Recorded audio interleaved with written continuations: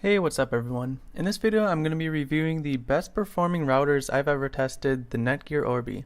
There are a lot of other YouTubers who were sent these routers for free to review, but I think it's important to note that I was not sent these for free.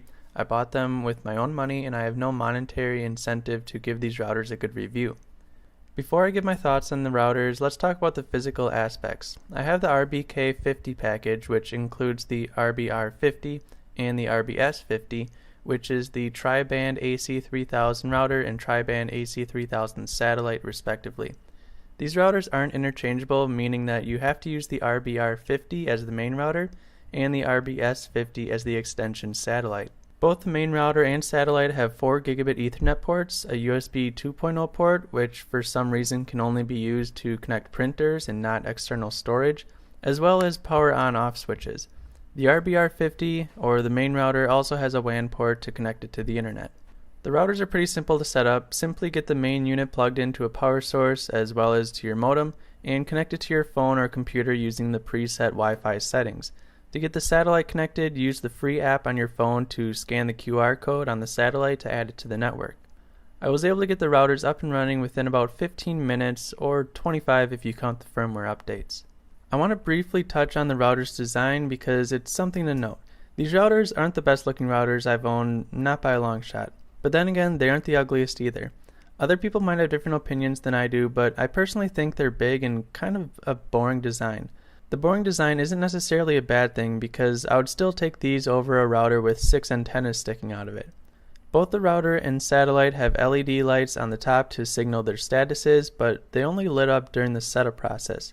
Maybe I'm mistaken, but I thought they would be always on. There's one more nitpicky thing about the design that I don't like, and that's the power adapter. It's huge. If you plan on plugging this into a tight space behind a couch or into a populated surge protector, you should keep its size in mind. I'm not going to bore you by giving you a tour of the router's desktop setup page or the Orbi smartphone app, though if you want to see that, let me know in the comments section down below.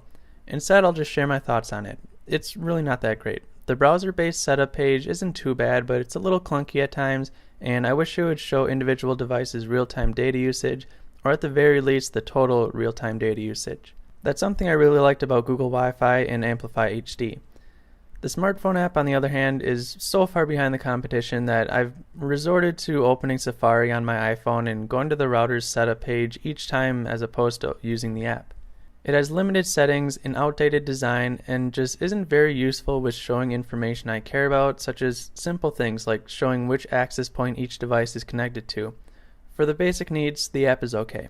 Let's move on to performance. This is the reason why this is my favorite router I've ever used, better than Google Wi-Fi and Amplify HD. The routers are tri-band, which means they have a 2.4 GHz radio and 2 5 GHz radios.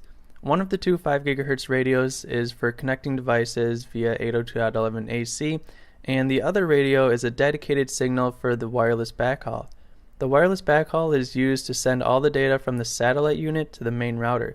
So basically, if your phone is connected to the satellite, it might connect to its 5 GHz 802.11ac band on channel 48, for example.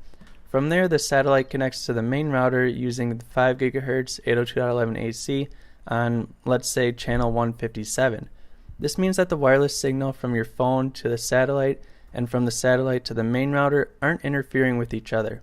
Google Wi-Fi and Amplify HD had all 3 access points connected to each other using the same channel and connecting to wireless devices on the same channel as well, so there was interference which caused internet speeds to be degraded significantly. This tri-band setup works, and it works exceptionally well.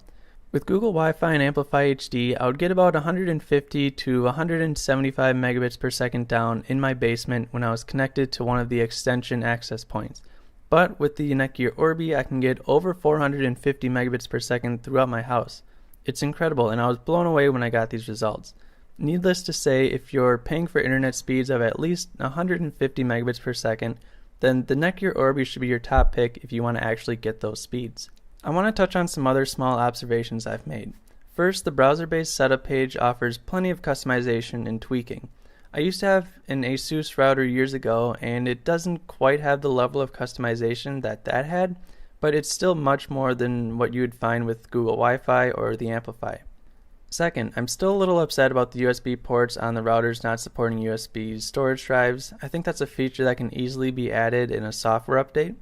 Third, the handoff between each access point, like if you were to carry your phone from one end of the house to the other, isn't as smooth as Google Wi-Fi and Amplify, but it isn't so bad that I found it to be a problem. And finally, the Orbi includes a built-in VPN server, which is a welcome feature. So in summary, this is the best performing router system that I've ever tested. There's no doubt about it. The performance is top notch, but the design it's okay. The only problems I have has to do with the software such as the smartphone app and mediocre browser-based page, both of which can be made better in the future. It's safe to say I can recommend the NETGEAR Orbi. If you can afford it, you would be getting the best of the best and future-proofing your network for the next few years. Anyway, that's it for this review. If you want to see more reviews like this, be sure to subscribe. Thanks for watching, and I'll see you in the next video.